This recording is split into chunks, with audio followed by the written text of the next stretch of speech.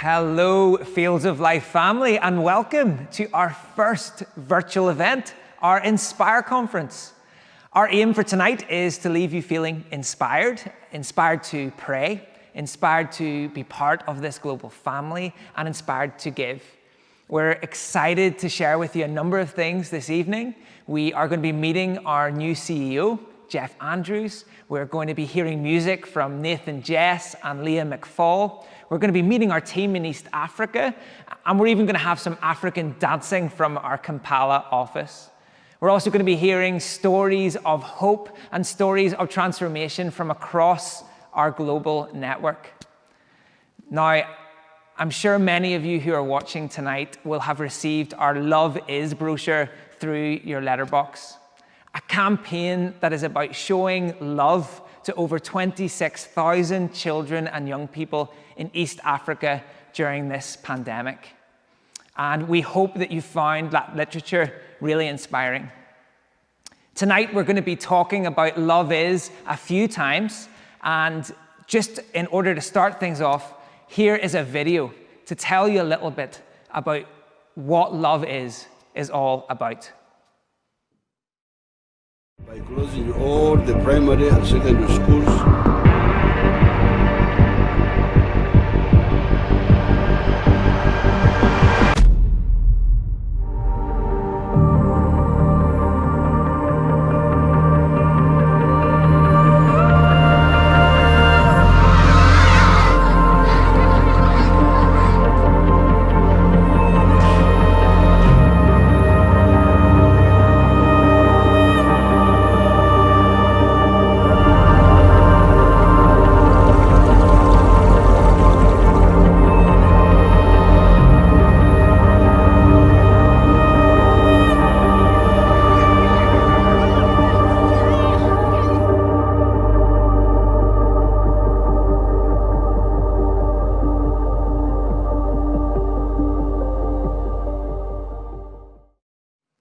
Now, that is just a taster of what Love Is all about.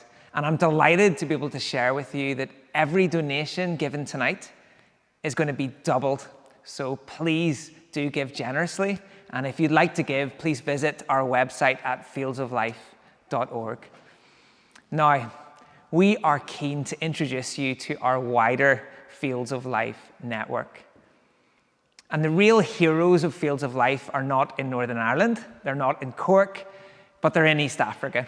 And specifically, our team in Kampala office, Uganda, who work tirelessly on the front line to deliver education, water, and hope to very vulnerable communities. And many of you know that this year we sadly had to say goodbye to our executive director in Kampala, Edna. And Edna, if you're watching, we really do miss you. But I'm delighted to be able to share with you and introduce you to our new executive director, Esther. And we thought, who best to introduce you to Esther but Ross McQueen, who has just recently traveled across to Uganda, and he is going to introduce you to Esther. So over to you, Ross. Hey there, I am Ross McQueen, and I've been with Fields of Life now for just over 2 years. It's hard to believe that Jane, my wife, and I moved out to Kampala here 2 years ago to the week, and we are just having a ball. We love this place, we love the people, and the more and more time that we get to spend here, that we get to live here, the more we just fall in love with it. I initially moved out as part of the infrastructure team, overseeing any construction work that was being done in Uganda and Rwanda, getting to cover all four corners of both countries. But since then, my role has developed slightly into helping the team and leading the team here to develop its relationships and partnerships with other organizations, businesses, partners here in Kampala. So I've just started that role, and already I'm absolutely loving it. I'm very excited about what that is going to entail moving forward. Before moving on to the real crux of this short piece, I've been asked to give a brief sort of description of what Jane and I have experienced or how we view Uganda since returning in October. We unfortunately had to go home whenever lockdown was announced back in March. But we're very glad to say that we've obviously returned here to Uganda. But our first impressions are that life is, well, it's very different to how things are in the UK. I suppose life has to be different. The attitude to COVID for a country where the government simply can't provide a furlough scheme, where the majority of the population live hand to mouth each day, lockdown simply isn't an option. Lockdown was attempted by the government back in March for a few months, but the president acknowledged that it didn't work for a number of reasons, and so he said, and he's reluctant to go back to that again. So with that, life is, to one extent, very close to how it was whenever we left back in March. But on the other hand, there is the very real presence of the virus here in Kampala and further afield. There's reports of cases just skyrocketing. Hospitals are being overwhelmed. And so with that, there's the realization that, yeah, we have to continue to do our part. Although the measures may not be as strict as they are back in the UK, we definitely have a part to play in keeping the virus at bay and protecting one another. So anyway, enough from me, and let's move on to why we're really here. And I just want to, at this point, introduce our new Executive Director, Esther Sepebwa, who has been running our organisation for a few months now. So Esther, thank you so much for joining us. And I'm just going to ask Esther a few questions, just to give our viewers, wherever you're watching from, just an idea of who this lady is and how she ended up in the top seat here in East Africa. So Esther, tell us a little bit about yourself. Well, thank you, Ross. I'm Esther. I'm married to Robert, and together we have one biological daughter, Deborah, but we also have several other children under our care, some of whom are part of our extended family and others part of our church members. And we're very privileged to be part of the Fields of Life family. Before joining Fields of Life, I worked with World Vision for about 10 years. I worked with Send a Cow for another about 10 years. I worked with Office of the Prime Minister briefly, and now here I am, with Fields of Life. Yes, and I loved it. So when did you start with Fields of Life? I started on 1st June 2020, just after the lockdown. Amazing. And tell us, what are your first initial impressions about the organisation? What have you enjoyed most about being with us here? Yeah, when I joined Fields of Life, I realized that Fields of Life may not be so big in name, but we're actually very big in impact. I think of it as a kind of David and Goliath story, a kind of a David in the countryside, doing exploits without anybody taking notice. That's what Fields of Life is doing. I've loved it because a lot of work is good. Before I joined Fields of Life, I didn't know so much about it. But when I joined, I was wondering where I was all along, why I didn't join much earlier. So I'm so excited. Yeah, the impact is just so tremendous, the impact of the work you're doing. And then also the family feel among the staff, the partners, the beneficiaries. There are no boundaries. We're all family. We're here for the same purpose. And I've loved that. Amazing. Thank you, Esther. So you heard briefly about my experience of being in Uganda, I suppose post-lockdown in this new COVID world. What's your take on COVID in Uganda right now? Thank you. Uganda, like any other country, has been greatly affected by the COVID-19 pandemic. And as Ross mentioned, the public is trying to cope as much as they can. And as Fields of Life, it has been an opportunity to serve our beneficiaries and help them cope. For instance, during the lockdown, schools were locked down, and several things became scarce with ordinary people. Even necessities like food became scarce. And it was an opportunity for us to stand with our beneficiaries in solidarity. And Fields of Life used the opportunity to reach out with food supplies, reach out with hand washing facilities, reach out to these communities with community awareness programs over the radio stations about protection of the girl child. We created awareness about gender-based violence, because it escalated a lot during the lockdown.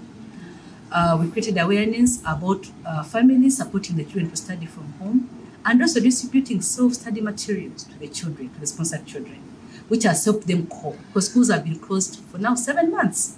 And without these self-study materials, a lot of children will not be in contact with any form of learning at all. So that's how we hope the communities to go. But looking at the period we're in as a nation, we're into our presidential election period. We've never been as relevant as we are going to be now, because we have again now to work even harder to create awareness to the masses about the importance of social distancing, hand washing, and all the other SOPs.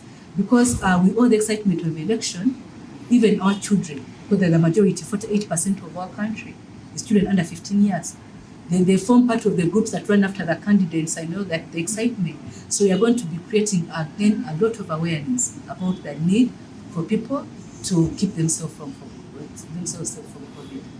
COVID-19. Great, thank you, Esther.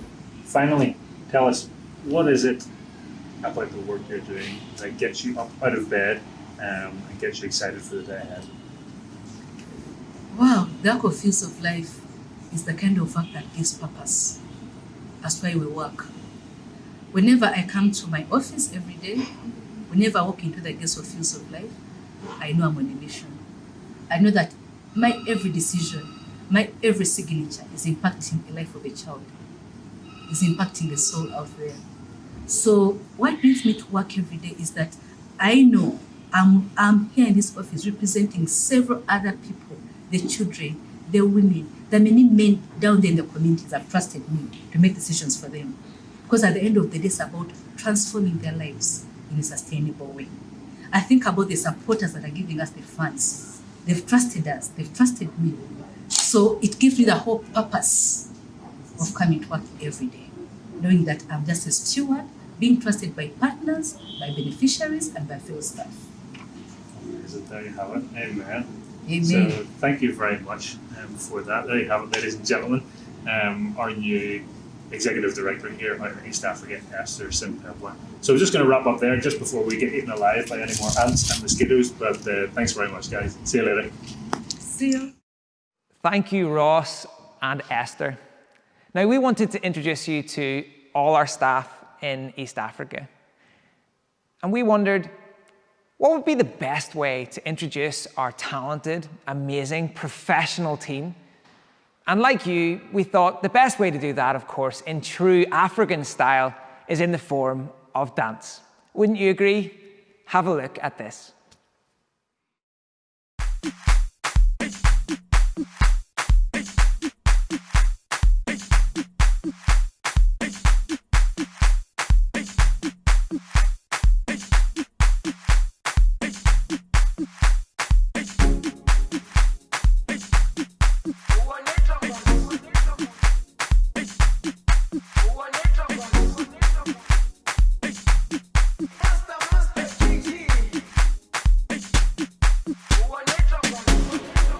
Jerusalema ikhaya lami ilondoloze uhambe nami zungangishilana Jerusalema ikhaya lami ilondoloze uhambe nami zungangishilana dawo yami ayikholana buso wami awukholana ilondoloze zuhambe nami dawo yami ayikholana buso wami awukholana ilondoloze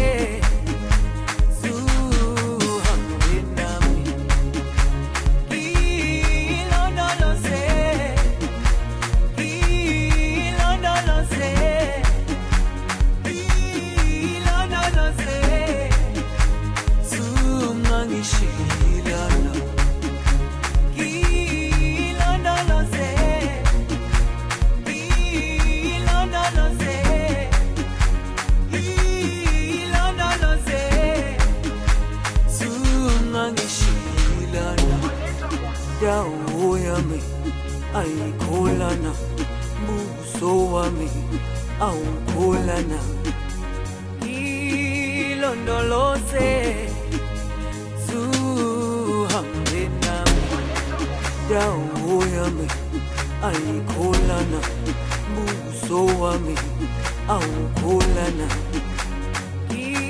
ilondoloze zuhambe nami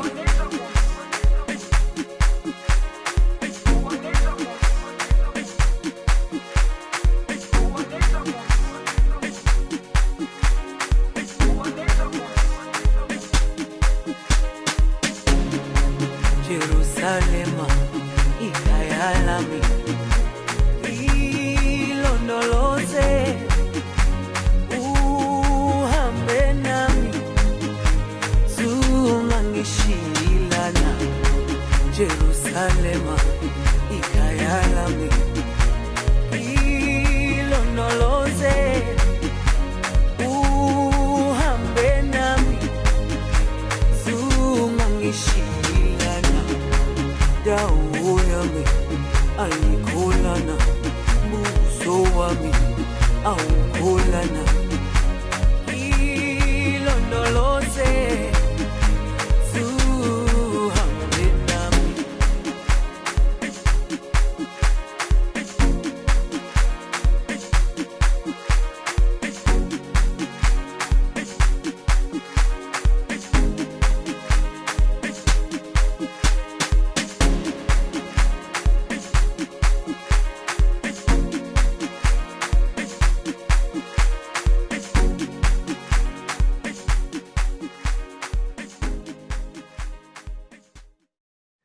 Wow, what a team. And maybe it'll even go viral. But I know what you're thinking. Why would we stop there? Maybe we could even get our board of trustees and our supporters to dance as well. Well, if you make it to the end of this conference with a Fields of Life exclusive, we can show you even the Reverend Trevor Stevenson doing some incredible African dance moves. So please don't miss that. Now, many of you know that as well as saying goodbye to Edna this year, we also had to say goodbye to our CEO, Richard Spratt. And I know that Richard and Katie are watching this evening, and they are still remaining amazing volunteers and supporters. But with every sunset comes a sunrise, and tonight we are introducing you to our new CEO, Jeff Andrews, who just arrived 2 weeks ago. So here is a little introduction from Jeff Andrews. Well, hello, and this is great to be able to join you on this conference. Of course, it would have been much better to be able to meet face to face, but it's also great that more people can join in because we're online today. So that's wonderful. So it's really exciting to have joined Fields of Life as the new CEO. A little bit about me. I'm single. I've no children. My parents died a long time ago. So that's made me free to travel around the world. And I've been living in outside of the country for 12 years. And of that time, 10 years in East Africa. So it's great to be in an organization which works in the part of the world where I have dedicated most of the last 12 years of my life. Although not brought up in a Christian family, I became a committed Christian about the age of 13. And soon after that, I felt a calling to work in Africa, and particularly in food. And then that took me into my academic background in food manufacturing. And then I completed a PhD. And then I was in the UK food manufacturing industry for 18 years.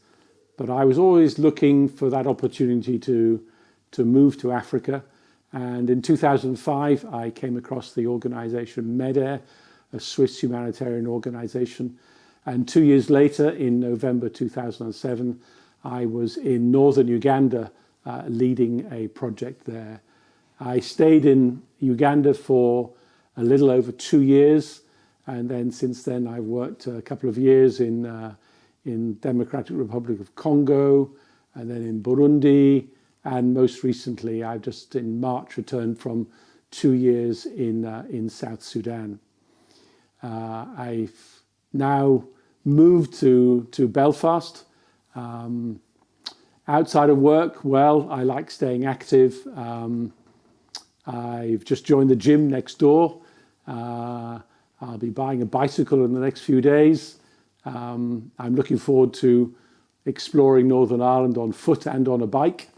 I'm looking forward to getting involved in a church. And when possible, I want to get back to dancing. So I used to do a lot of jive, and maybe add some tango and some salsa to that. So I'm looking forward to that. And I also love entertaining. So hopefully at some stage in the future when I'm allowed to, I'll be able to invite some of you to dinner in my apartment. So it's just great to join Fields of Life and to an organisation which is working in the part of the world where I've committed the last 12 years of my life. So great to be with you. Thank you. Coming to Fields of Life, there's two exciting parts of that for me. One is making home here in Northern Ireland. In June of last year, I decided it was time to re-establish myself in the UK, to find a job, and wherever that job would be, that's where I'd make my home. So I'm now here. I've rented an apartment in Belfast, and I'm looking forward to making this home. But joining Fields of Life is as CEO. That's exciting. It's great to be able to join a new organisation and taking on the responsibilities and the challenges of being the CEO. It's a great organisation. I think my predecessor, Richard, has laid a great foundation on which I'm sure we will be building. I've really enjoyed meeting the staff here in Belfast, and I've had some great times talking to the team in Uganda as well. Just the work of Fields of Life is so important. Education is such a transformative investment into young lives, particularly girls, and to be able to see people come through primary, secondary, and then into vocational training. I think that's a great journey on which to participate and collaborate with young people. And then water and sanitation has such an impact in schools, and I think particularly of enabling girls to continue their education right through secondary school and beyond. As I've worked in East Africa, I particularly remember a time in northern Uganda when we went to a village which had no water supply, and the women were walking 3 hours to the nearest clean water source and then coming back. And I went to see the village, and they were dirty. Their clothes were dirty, they were dirty. I remember a young girl who had some grazes on her leg, and flies were crawling all over it. And it was simply that the women brought back enough water each day to drink and to cook, but not to clean and to wash. And then we drilled a well, and I remember going back some weeks afterwards, and the transformation was really visible. They were clean, their clothes were clean, there were far fewer flies, and I asked them what had been the major impact in their lives. And the men said, our women don't have to now walk 6 hours a day to the water source and back. They can work in the fields and grow more crops. But then I asked the women, and they said it's all about our security. We're not away from the village, distant from our families. We feel a lot safer remaining in our village. So yeah, just a water well can bring such a transformation to a village. And then education. I've personally supported some people through their education. I've been involved in other education projects, and just to see people who have really no prospects in a village, education is transformative. It just gives them so much hope and opens so many possibilities for the future. So yeah, I've seen wonderful examples, and I'm really excited that I'm going to be able to see more of those transformational events. Thank you, Jeff and Esther. Fields of Life are so blessed to have you lead us through this next chapter. Now, this conference is all about inspiring, and we just want to take a moment to say a huge thank you to everyone who has given, who ran and swam and cycled and walked in our virtual walk to Uganda to raise money for our COVID-19 emergency appeal back in March and April. We were overwhelmed by the generosity of our supporters. And I'm going to pass you over to my colleague, Alec Gason, who is the leader in Fields of Life Ireland. And Alex is just going to tell you a little bit about how your donations have made an incredible difference to hundreds of thousands of lives. Hi, good evening everyone. It's lovely to be with you this evening. My name is Alex and I come to you from the Cork office in the south of Ireland tonight. I want to begin this evening by saying a massive thank you. Because of you, we were able to act quickly in our COVID-19 emergency response earlier this year. The first thing our team did was to set up a call centre based in Kampala to reach out to school communities and vulnerable rural villages to conduct a survey to find out what the needs were on the ground and where that need was greatest. Using this information, we were able to make informed decisions, and because of you, we were able to then provide 250,000 people with brand new hand washing facilities and reliable COVID-19 health information. Over 40,000 people were also helped with emergency food supplies. And here's a short video just to say a huge thank you to everyone and all of our heroes that made our emergency appeal happen.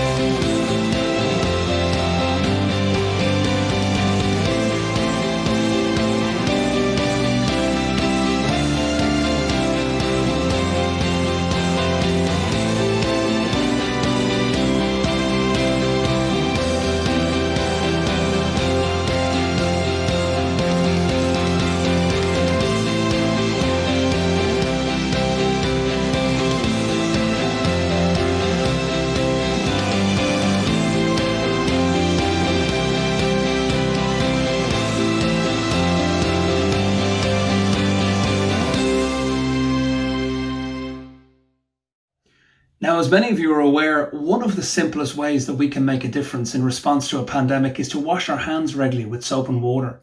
But ask yourself the question, what would you do if you didn't have access to running water? What if the only water that you had access to was full of dirt and disease?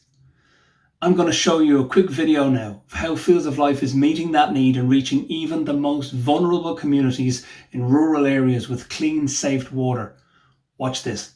Imagine if you had to carry a jerry can miles from home every day to get water. That's the reality for more than 2 billion people in the world, having to walk miles every single day just to get clean water. Now throw COVID-19 into the mix and the situation is much more life-threatening. And maybe it's the same water source that animals are using. And when your water source is unprotected, that means you're at risk of typhoid, diarrhea, and other waterborne diseases. Now, if you're a man, you are drinking this water, but you're probably not the one going to get it. You're typically out on the farm. In most of the developing world, water is women's work. Now ladies, imagine walking through the bush for miles every day. Sadly, walking for water is where women are most at risk of sexual violence, and if they take too long getting that water, their husbands are suspicious, and when they get home, they are at a high risk of domestic violence as well. And how about the children? Think they're exempt from all this? Of course not. Imagine how many school days you would miss being sick from drinking dirty and contaminated water. Then we've had the year 2020, when we were all told continually to wash our hands and the importance of doing so to stop and reduce the spread of coronavirus. But without access to clean and safe water, effective hand washing is impossible. This impacts people's health and that of their family and community. Access to clean and safe water is more important now than ever before. It's easy to see how, when Fields of Life bring clean water to a community, everything changes. Women don't have to walk the path anymore. Children can stay in school. Our I Am Girl programme teaches both girls and boys how to make reusable sanitary ware and how to destigmatise menstruation. By placing wells in close proximity to schools, we're already partnering with We Make the well and the school more centralised community gathering places. The school flourishes, and more importantly, so does everyone in the community. At Fields of Life, we're not just focused on water or education, because they're actually inseparable. Without water, schools can't keep children in class, especially the girls. Without an education about sanitation and hygiene, water sources will continue to be compromised. We believe that everyone is at their best when they're able to be educated, free from gender-based violence, and most of all, healthy. To find out more about our water, sanitation and hygiene projects, visit fieldsoflife.org/water. Now, I've had the privilege of working with a number of our most faithful and generous supporters in the south of Ireland over the last 5 years. Wendy and Eamon Cahill have become friends, and they are two of those incredible supporters. Here's a story this evening of how they were able to support one of our drilling projects in memory of Wendy's father. Hi everyone. Hi everybody. Just thank you for the opportunity this evening to join with you and just tell a bit of our story with Fields of Life.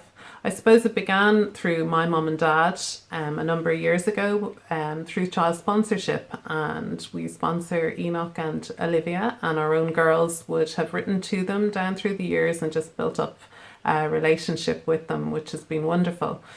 About 4 years ago, Dad passed away suddenly, and we as a family decided that it would perhaps be something we'd like to do would be to sink a well in his memory. So we got in touch with Alex, and he chatted it through with us. As we chatted, we realised that there was a need in both Enoch and Olivia's school area. And so we decided going forward that myself and Eamon would sink a well and Mom would sink a well in each of their schools. So this was a great opportunity, and Alex was going out at Easter on a fact find and asked us would we join him. So we said we would, and off we went. Really not understanding what was ahead, but it had a huge impact on us. I think just going into the village and actually seeing the effect of clean water on a village is something I'll never forget.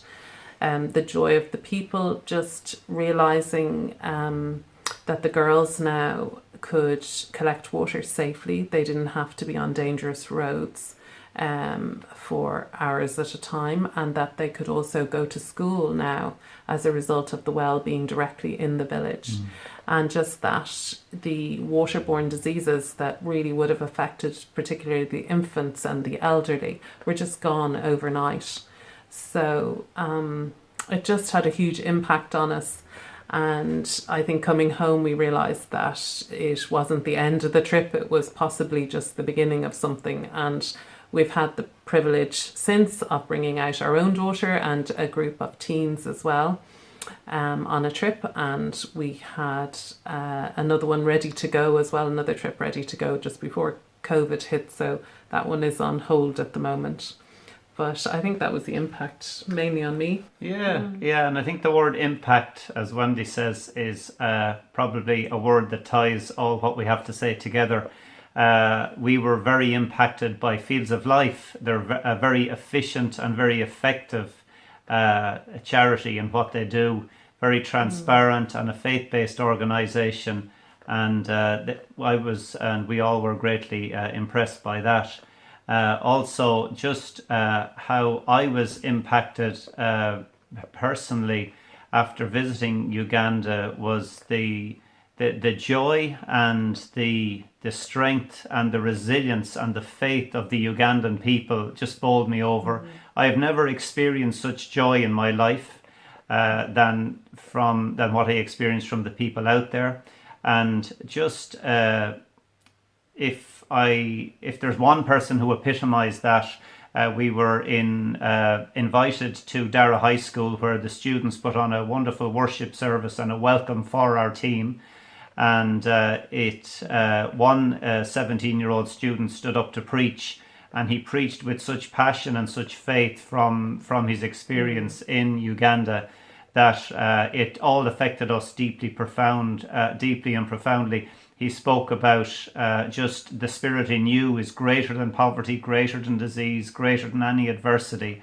And that's something I still remember today and use in my own life when I face adversity. And that was just really summed up, I suppose, our trip in what he said.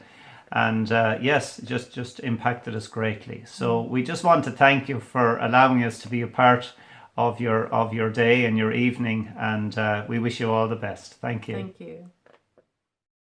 Just incredible.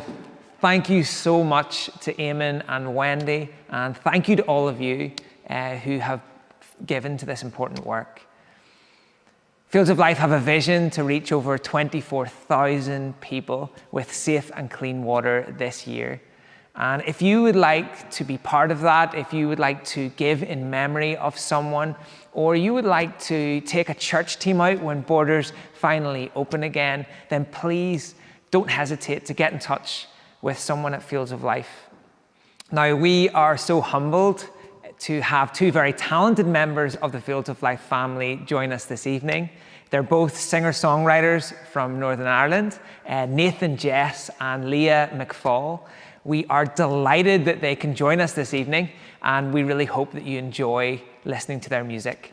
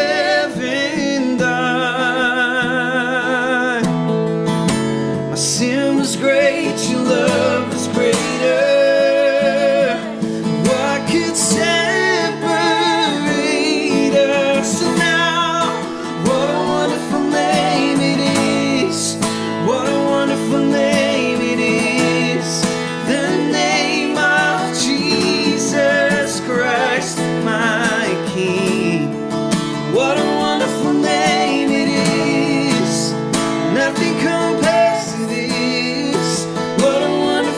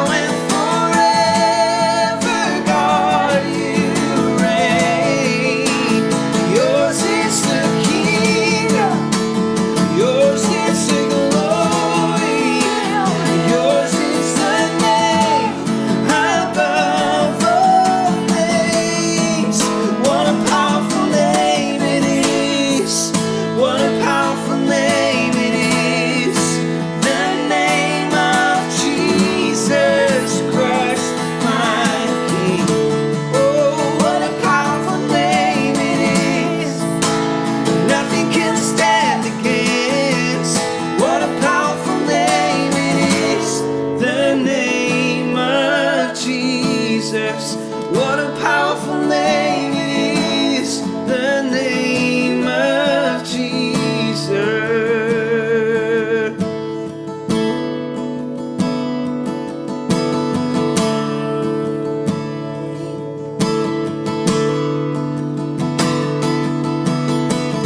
All things are possible when we believe. Old chains are breakable when we receive Yahweh. You keep your promises. If you said it, we believe it. If you said it, if you said it, we believe it.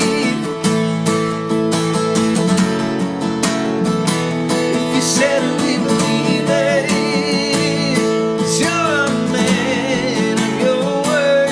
You said we believe it. Ooh, if you said we believe it. You're a man of your word. All things are possible when we believe. Old chains are breakable when we receive your way. You keep your promises. If you said it, we believe it. If you said it, if you said it, we believe it. Oh, if you said it, we believe it. 'Cause you're a man of your word. If you said it, we believe it. If you said it, oh, if you said it, we believe it. 'Cause you're a man of your word. We have this confidence. You'll finish what you started. God, you have never failed, and you won't start with me. You're present in every step. You're patient in every heartache. God, you have never failed. You won't start with me. Oh, we have this confidence. You'll finish what you started. God, you have never failed. You won't start with me. Oh, present in every step, patient in every heartache. God, you have never failed. You won't start with me. If you said it, we believe it. If you said it, we believe it. 'Cause you're a man of your word. If you said it, we believe it. If you said it, we believe it. You're a man of your word. If you said it, we believe it. If you said it, we believe it. 'Cause you're a man of your word.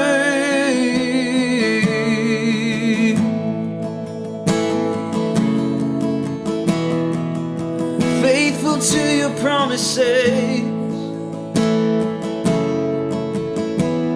Faithful to your promises. Great is your faithfulness. Oh.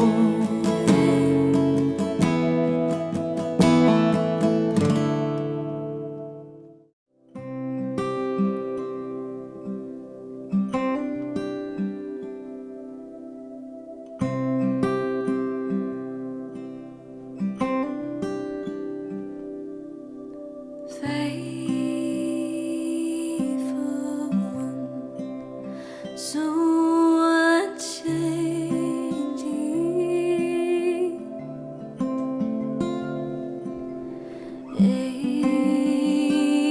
Ageless one, you're my rock.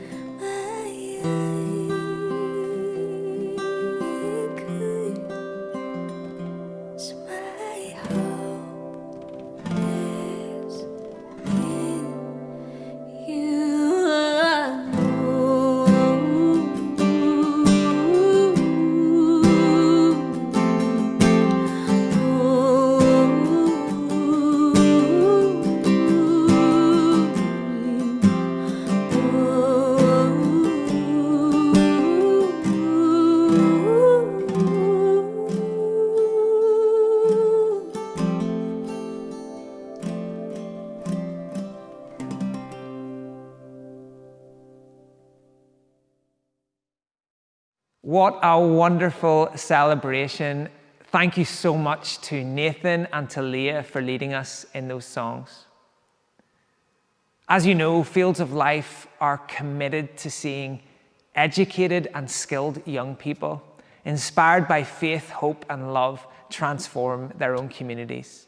And because of that, we have story after story of a young person who was once sitting in a Fields of Life school and are now leading change in their own communities.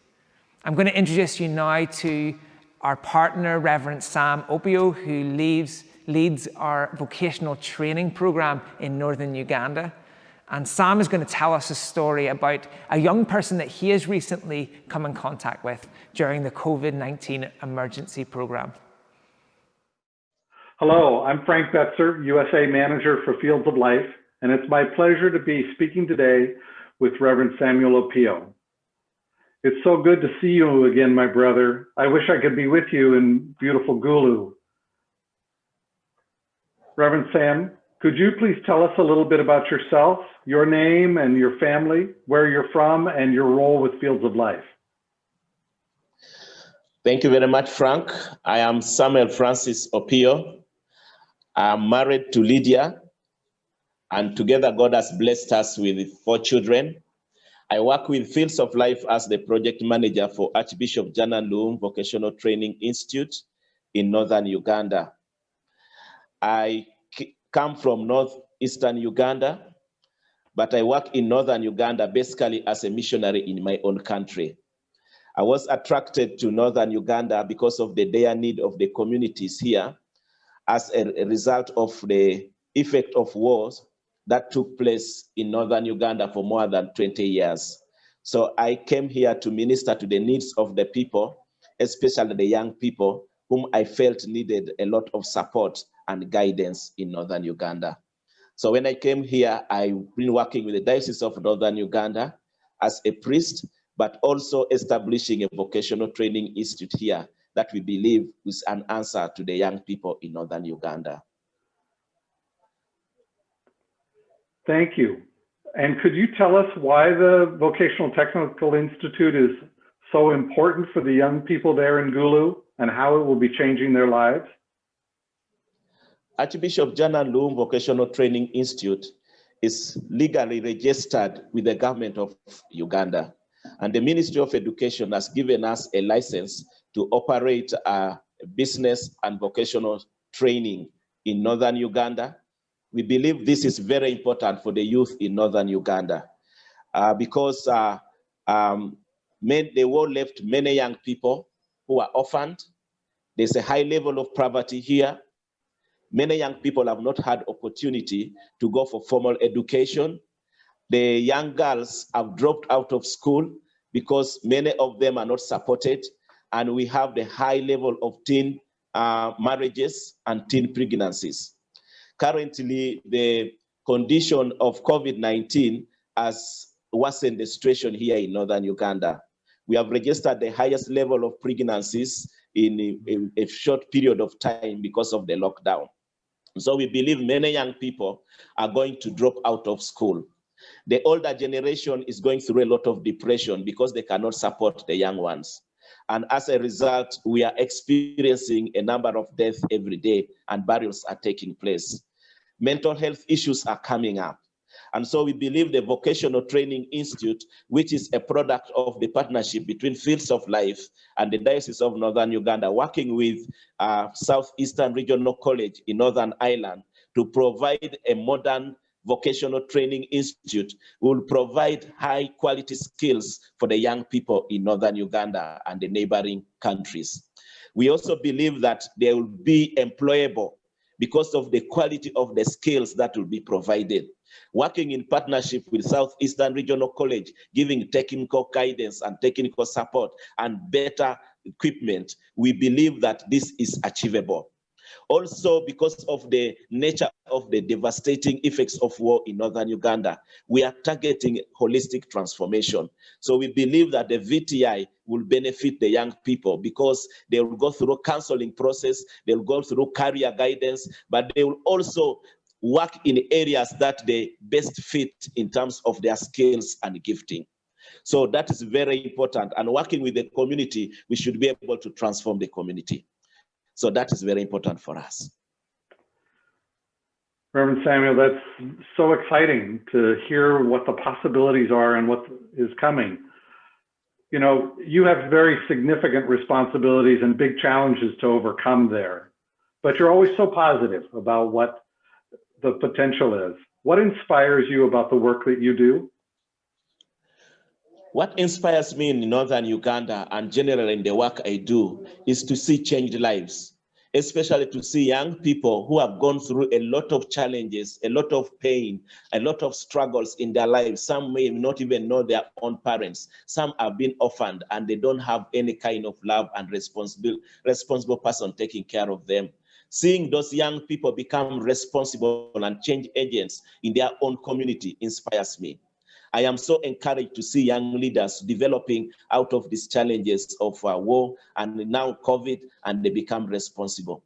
One of the persons who inspires me a lot is Ronald Obonyo, whom I met when we went to Abura Nursery Primary School recently. During the time of COVID, Fields of Life organized an emergency response to provide food supplies to the communities in the schools which we work in. One of the schools is Abura Nasaran Primary School. So when we went there to take the emergency food supplies, we requested for volunteers to help us carry these items, but also measure the bins such that each household would get some quantities that will help them. One of the people who volunteered is Ronald Obonyo, and he was actually the youngest among the team of volunteers. He was very active and did a very good job. In our context, the expectation of volunteering is that at the end of your work, you are given something to go back in addition to what you could have received as a registered beneficiary. Because of the number of the people who turned up, we could not give all the volunteers additional food items. Those who were registered would benefit from that registration. One of the people who was affected is Ronald Obonyo.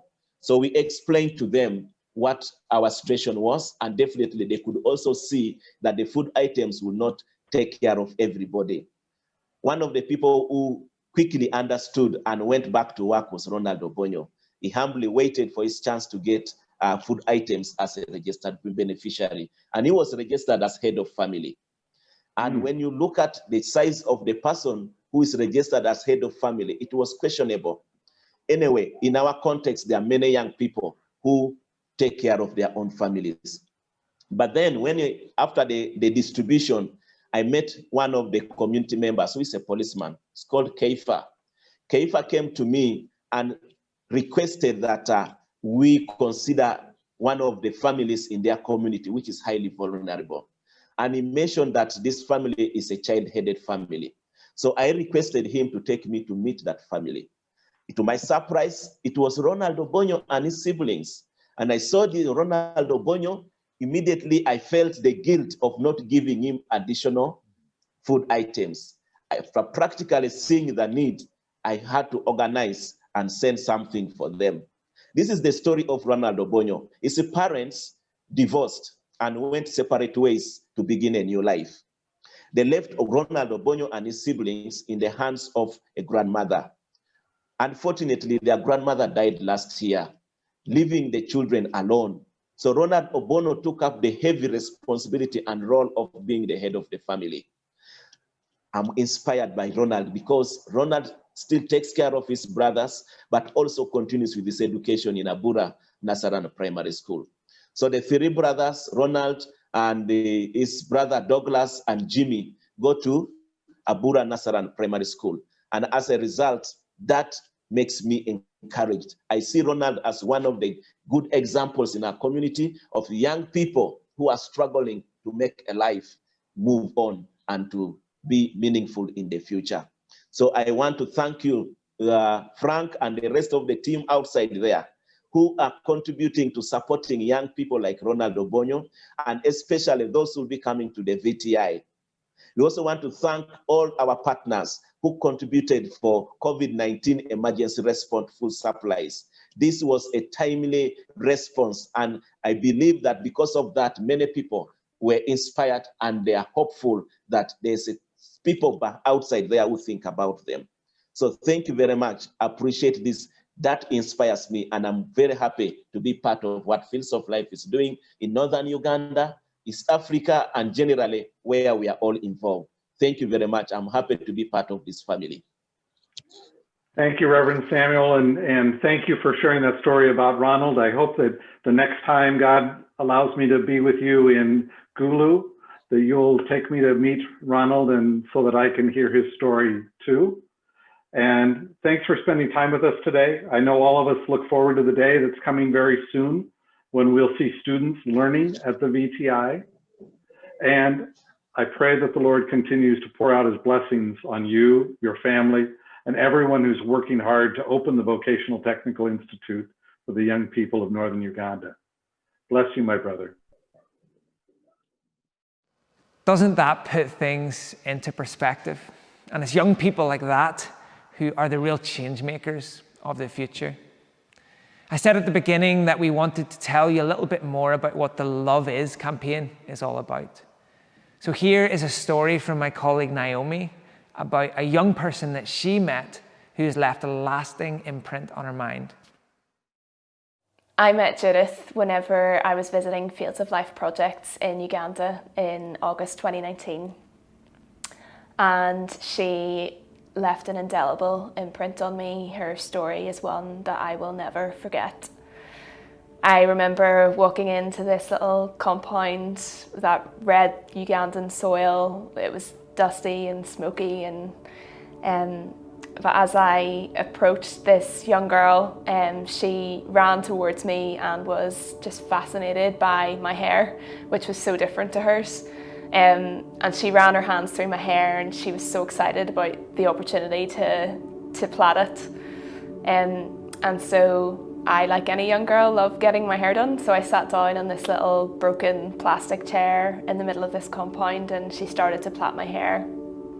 And as she did, she started to tell me a little bit about her story. And very early on, we both worked out that we were the same age, and we were both born in 1992, and it only made what she was about to tell me next even more difficult to hear. Judith was just 27 whenever I met her, and she had never been to school. She had completely missed out on the opportunity of an education, because she had grown up in Gulu, which was the epicenter of a brutal conflict that has become known as one of the world's worst humanitarian crises. What happened in Gulu ended up killing thousands of people. 2 million people, almost the population of Northern Ireland, were displaced, and 25,000 children were forced to face the atrocities of war and become child soldiers. Judith was just 7 years old whenever her mum went out one day to get food for her family and never returned. She had been caught up in an ambush in her home village and had been killed. And tragically, just a few months later, Judith's father got sick and he too died. And so at just 8 years old, Judith was left in charge of 3 younger siblings, having to head up her household, orphaned at 8 years old. And when Judith was 12, she encountered a man who told her that he would look after her and her younger siblings, that he would provide them with what they needed. And it quite quickly transpired that this man was a rebel. Judith was abused by him. She was left pregnant, and no child should have to go through what she went through at such a young age. At 18, it looked like Judith's life had finally taken a turn for the better. She was introduced to a family friend. They fell in love, they got married, they had 2 children together. That was until the tragic night when Judith recounted the rebels stormed their home and killed her husband right before her eyes, robbing her of the only happiness and stability and security that she had ever known. As Judith opened up to me and shared her story with me, I honestly didn't know what to say or do. I was shocked, I was devastated, I couldn't quite believe what I was hearing. That time after time after time again, she had to deal with this trauma and tragedy, and after each one pick herself up again and go again. I felt so uncomfortable at the injustice of how two girls who were exactly the same age could experience such different lives simply because of where they were born. I couldn't help but think, what if that had been me? What would I have done? I don't think that I would have had her bravery or her brilliance. She is an astonishing individual, and her strength, her resilience. I'm in awe of the woman that she has become despite her circumstances. She is easily the strongest, most resilient person that I have ever met. Just last year, Judith was given the opportunity to go to vocational college and to pursue her dream of becoming a hairdresser. When she talked to me about the opportunity that she had to become a hairdresser, her eyes just filled with joy and excitement that she finally had the chance to do what she wanted to do. It was obvious that she loved it. She had such a passion for engaging with people as they sat in that little chair for her to do their hair, and as she got to bless them in that way and make friendships along the way too. And she was the happiest that she had ever been. Just a few weeks ago, I had the joy of hearing the amazing news that Judith has now successfully finished her course.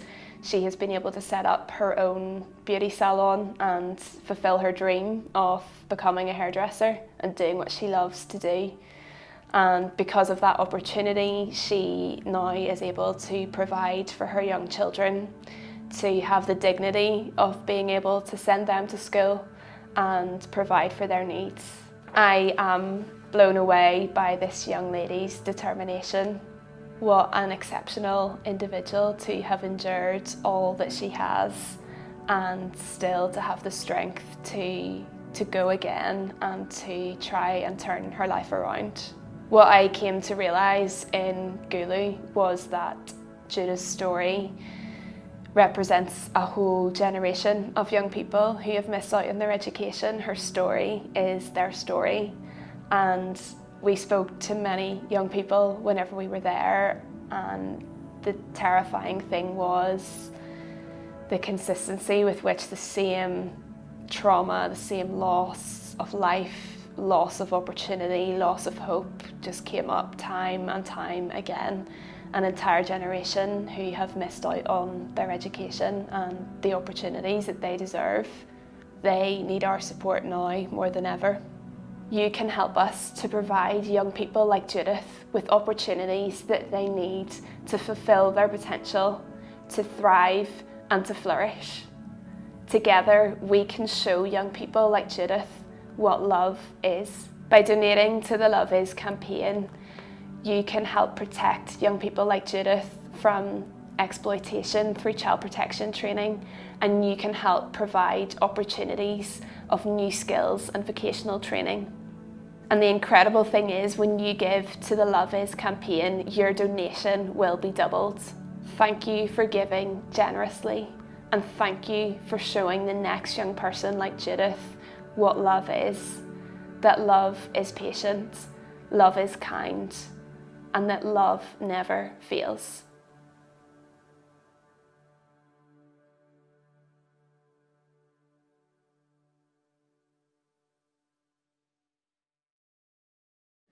It's so challenging to hear all that Judith has had to go through, and an example of how so many young people have had to go through such hardship and pain in their lives.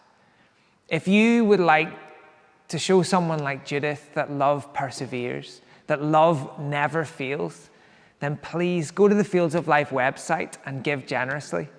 Every donation tonight is being doubled. Sadly, that's all we have time for tonight. I hope you felt inspired. Thank you so much for tuning in, and thank you to everybody who has participated, especially to Nathan and Leah for singing.